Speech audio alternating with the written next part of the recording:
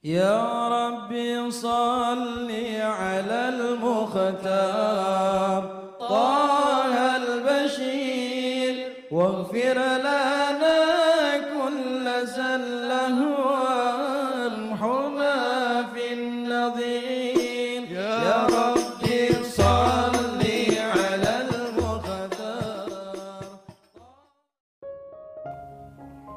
Bismillahirrahmanirrahim. Alhamdulillahirabbil alamin. Allahumma shalli wa sallim ala sayyidina Muhammadin miftahi babi rahmatillah adada ma fi ilmillah salatan wa salaman daimaini bidawami mulkillah wa ala alihi wa sahbihi. Assalamualaikum warahmatullahi wabarakatuh. Sahabat online yang dirahmati Allah, alhamdulillah kita bisa berjumpa kembali. Mudah-mudahan kita senantiasa mendapatkan taufik dan hidayah dari Allah Subhanahu wa ta'ala. Manusia dalam menjalani kehidupannya pasti bersinggungan dengan manusia lainnya, pasti berinteraksi dengan manusia lainnya. Hampir tidak ada satupun dari manusia yang bisa hidup sendiri. Dia tetap akan membutuhkan manusia lain dalam berbagai kesempatan. Islam mengajarkan kepada kita untuk menjaga hubungan baik dengan sesama, mengajarkan untuk husnudzon, berbaik sangka terhadap segala ketentuan dan ketetapan Allah yang diberikan kepada manusia. Lantas, mengapa kita umat Islam harus bersikap husnudzon? Apa manfaatnya dari bersikap husnudzon?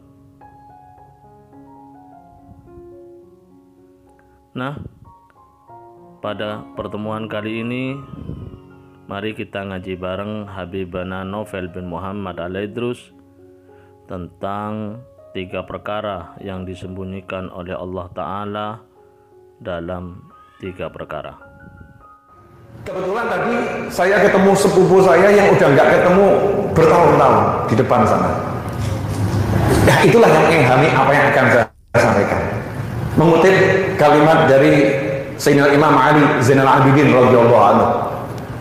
Beliau berkata, "Innallaha khaba'a tsalatan fi tsalat." Sesungguhnya Allah menyembunyikan 3 hal di dalam 3 hal. Saya yakin semua sudah pernah dengar kalimat mulia ini karena diucapkan oleh 7 nabi yang mulia. As-Sajjad Sayyidina Ali Zainal Abidin radhiyallahu anhu. Innallaha khaba'a tsalatan fi tsalat. Allah menyembunyikan 3 hal dalam 3 hal. Khaba'a ridahu fi ta'atih fala tahqiru min ta'atihi syai'a fala alla ridahu fi. Allah menyembunyikan keridhaannya dalam ketaatan kepada Allah. Karena itu jangan pernah meremehkan ketaatan kepada Allah, bentuknya seperti apapun, sekecil apapun, ya bentuknya seperti apapun, jangan pernah diremehkan. Bisa jadi justru saat itulah kamu diridhoi Allah Ta'ala. Ya, contohnya Imam Ghazali rahimahullah, ngarang kitab Ihya Ulumuddin, ya, dan ngarang kitab-kitab yang lain, itu semua taat. Ibadahnya Imam Ghazali luar biasa. Tapi ternyata setelah beliau meninggal dunia ditanya, apa yang paling menyelamatkanmu di akhirat sana? Jawabannya lalat, laler ya, lalat. Yang minum tinta ketika saya nulis. Ketika saya nulis, tintanya mampir ke pena saya yang ada di tempat tinta. Terus saat itu saya mau angkat pena saya, khawatir lalatnya terbang. Saya lihat lalatnya lagi minum, kesian, biar puas minumnya. Setelah dia puas minum, dia terbang, baru saya melanjutkan nulis. Gara-gara yang satu itu, Allah ampuni semua kesalahan saya dan Allah muliakan saya semulia-mulianya. Bukan berarti amalan Imam Ghazali yang lain gak manfaat, semuanya manfaat. Tapi yang satu ini kan dipandang remeh gitu ya, dipandang remeh, dibanding tahajud, ya, dibanding baca Al-Quran yang kita mungkin ribuan kali, dibanding mungkin istighfar yang jutaan kali, atau sholawat setiap hari puluhan ribu kali. Mungkin yang begini dipandang remeh, ternyata ridhahu fi. Di situ letak Allah meridhoi kita. Makanya jangan pernah meremehkan amal kita atau amal orang lain, sekecil apapun. Misal ada teman kita kok nggak pernah pengajian MR, nggak pernah ikut MR, nggak pernah. Ternyata ketika ikut MR tuh nggak pernah ikut baca maulid, nggak pernah masuk di dalam. Sebetulnya dia bisa masuk di dalam, tapi dia nunggu parkir dan nggak pernah ikut online. Jadi parkir juga nggak ngaji, dah parkir tok gitu ya. Jangan kita kemudian meremehkan. Kamu di MR sebetulnya parkir sambil dengerin kajian kan bisa, tapi kamu cuma parkir tok gitu. Wah, nggak manfaat kamu parkir. Sayang buat kamu. Jangan remehkan. Bisa jadi yang parkir itu dapat ridho lebih banyak dari kita yang di sini. Bisa jadi lebih ikhlas, nggak ngerti kita. Makanya setiap orang udah berbuat baik, hargai. Dirimu bisa berbuat baik, hargai, syukuri. Orang lain bisa berbuat baik, hargai, syukuri. Insya Allah nanti ridhonya Allah akan turun. Yang kedua, Allah Subhanahu wa Ta'ala menyembunyikan murkanya di dalam kemaksiatan kepada Allah. Wa qaba'a sakhtahu fi ma'siyatih fala tahkiru min ma'siyatih syai'a fala alla sakhtahu fih. Allah menyembunyikan sakhtahu atau sukhtahu di dalam kemaksiatan kepada Allah. Murkanya Allah, marahnya Allah, Allah sembunyikan dalam kemaksiatan. Karena itu jangan remehkan kemaksiatan sekecil apapun. Bisa jadi maksiat yang kita pandang kecil, itu saat itu Allah lagi marah. Allah lagi marah. Sehingga naudzubillah min dzalik, celaka kita karena mendapat marahnya Allah Subhanahu wa Ta'ala. Jangan pernah membanding-bandingkan dosa. Dosa kecil, oh itu dosa besar, oh ini dosa kecil. Cuma lihat cewek dosa kecil, bukan dosa besar, dosa kecil. Jangan kamu anggap itu dosa kecil. Setiap kesalahan kepada Allah adalah besar. Berani sama Allah berarti besar. Ulama membagi dosa besar dan dosa kecil itu hanya untuk menenteramkan jiwa kita. Yang kecil-kecil itu insya Allah udah dimaafkan. Dengan kamu sholat 5 waktu, insya Allah udah dimaafkan. Tapi bukan ngajarin kita berani sama Allah. Kalau dosa kecil gak apa-apa, lakuin aja, kurang ajar betul. Gak ada ajaran seperti itu. Semua maksiat harus dihindari, terutama upaya meremehkan dosa kecil harus disingkirkan. Siapa tahu dalam kemaksiatan kita yang kecil, di situ Allah murka. Dan nasihat ini cocok buat orang-orang yang ahli ibadah, ahli ilmu. Kenapa? Mungkin ahli ibadah, ahli ilmu kita-kita ini, yang ahli majelis merasa, oh alhamdulillah saya zina enggak, oh saya mencuri enggak, saya mabuk enggak, oh saya aman-aman saja, oh saya paling cuma lihat cewek, yang cewek paling lihat cowok, wah paling cuma gitu-gitu, beres dosa-dosa kita selesai. Ini bahaya ini. Bisa jadi kamu ketika melihat perempuan yang haram tadi, Allah lagi murka sama kamu lebih daripada murkanya sama wanita yang zina. Naudzubillah min dzalik. Ngeri.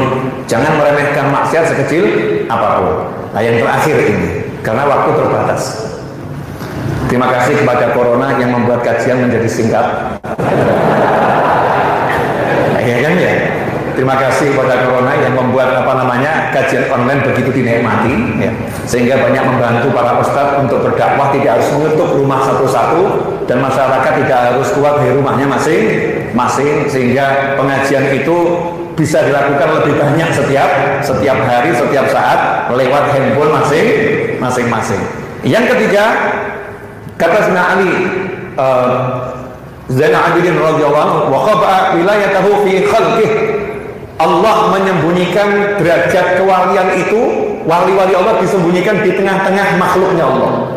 Karena itu, fala tahkiru min ibadihi ahadan.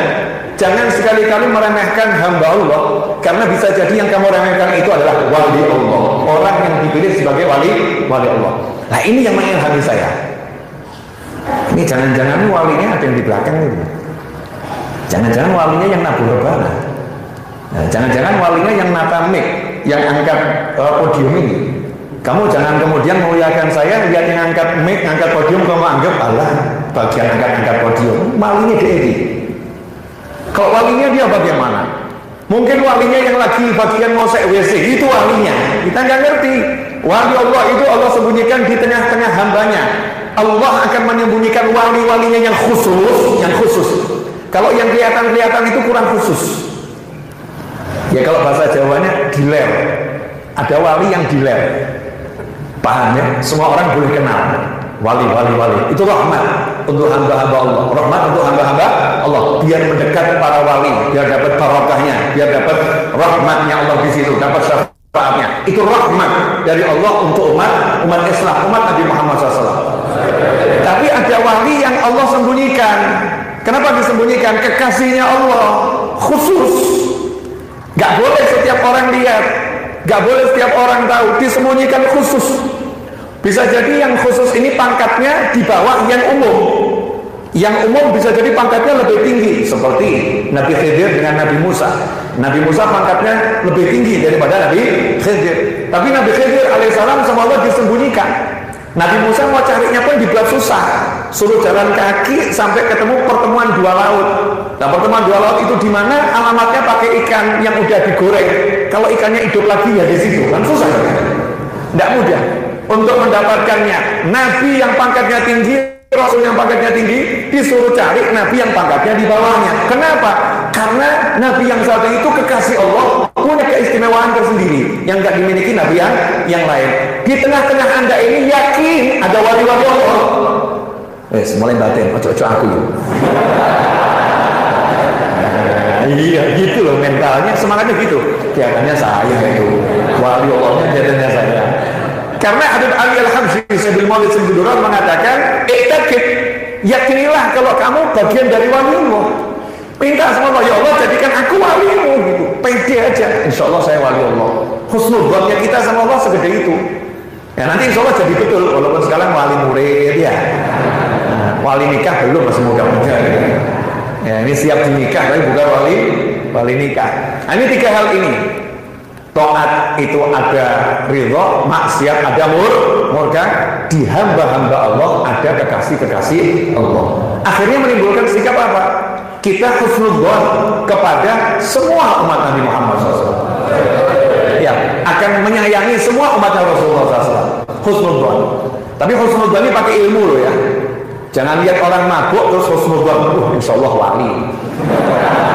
Kalau gitu, lihat orang, lihat orang zina, orang zina di alun-alun, lihat orang zina, bukan terduga zina ya, lihat orang zina, ini wali Allah ini. Enggak seperti itu, kemudian enggak dinasehati, ya kemudian enggak amar ma'ruf nahi mungkar salah. Husnudzonnya, kalau lihat orang maksiat, husnudzonnya adalah insya Allah ini calon-calon wali. Ya, calon-calon wali, insya Allah dia pangkatnya lebih tinggi dari saya, insya Allah. Tapi ya dia punya kesalahan yang saya harus nasihati, harus nasihatin. Jadi nasihat itu baik wali nggak wali wajib terima nasihat. Wali nggak terima nasihat batal kewaliannya. Jadi kamu kalau lihat kok Habib dinasihatin nggak mau, kewaliannya batal. Lihat ada satu guru dinasihatin nggak mau, kewaliannya batal. Kenapa? Nggak ada wali Allah sombong, nggak ada. Al-kibru batru aqwamtun nas. Yang namanya kibir, kata Nabi Muhammad SAW, adalah tidak mau menerima nasihat yang benar dari orang lain. Dinasihatin orang lain benar, nggak mau terima. Gara-gara yang nasihatin levelnya di bawahnya, yang nasihatin orang yang dia sukai, yang nasihatin musuhnya, yang nasihatin orang yang nyebelin, dia nggak mau terima. Nggak benar omongannya, yang benar omongan saya. Padahal omongannya benar. Saat itulah batal kewaliannya, karena Allah nggak akan mengangkat seorang wali dari orang yang punya hati sombong. Syarat utama untuk mendapatkan surga Allah Ta'ala, baik di jannah maupun surga di dunia maupun jannatul ma'rifah di hati, tidak ada rasa sombong dalam hati. La yadkhulul jannata man kana fi qalbihi mithqalu dzarratin minal kibir. Tidak akan masuk surga seseorang yang di hatinya ada sifat sombong sekecil apapun. Hadits ini punya banyak makna, di antara takwilnya ya. Di antara takwilnya termasuk la yadkhulul jannatul ma'rifah. Gak akan masuk surga ma'rifah orang yang hatinya ada sombong. Enggak bisa. Syaratnya harus tawadhu dan merendahkan diri terus serendah-rendahnya. Nanti akan dibuka oleh Allah Ta'ala surga-surga di dunia ini sebelum surga yang paling nyata di akhirat.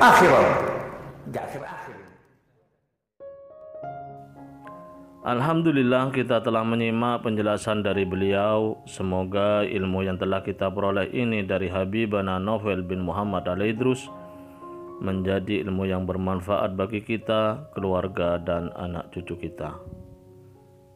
Sebagaimana dikutip oleh Allamah Sayyid Abdullah bin Alawi Al-Haddad dalam kitabnya Al-Fusulul Ilmiyah wal Usulul Hikamiyah, bahwa Al-Imam Ali Zainal Abidin radhiyallahu an berkata, Allah Ta'ala menyembunyikan 3 perkara dalam 3 perkara. Yang pertama, Allah Ta'ala menyembunyikan ridhonya dalam amal ketaatan kepadanya. Maka jangan remehkan sesuatu pun dari ketaatan kepadanya, sekecil apapun bentuk ketaatan tersebut, karena mungkin disitulah letak ridhonya. Yang kedua, Allah menyembunyikan murkanya dalam perbuatan maksiat. Maka jangan meremehkan sesuatu dari maksiat kepadanya, sekecil apapun bentuk maksiat tersebut, karena mungkin disitulah letak murkanya. Dan yang ketiga, Allah menyembunyikan para walinya di antara makhluk-makhluknya. Maka jangan meremehkan siapapun dari hamba-hamba Allah, mungkin ia adalah walinya. Berbaik sangkalah terhadap sesama.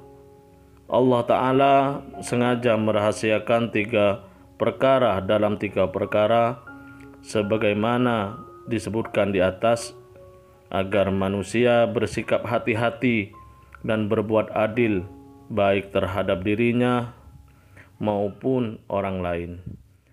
Kesemua ini tidak lain adalah demi kebaikan kita masing-masing, baik di dunia maupun akhirat. Semoga kita diberi kemudahan untuk mengamalkannya. Semoga Allah Ta'ala memberi kita umur yang panjang dalam taat, sehat walafiat, dan selalu menjadi hamba yang soleh. Amin ya rabbal alamin. Wallahu a'lam bisawab. Semoga barokah dan manfaat. Assalamualaikum warahmatullahi wabarakatuh.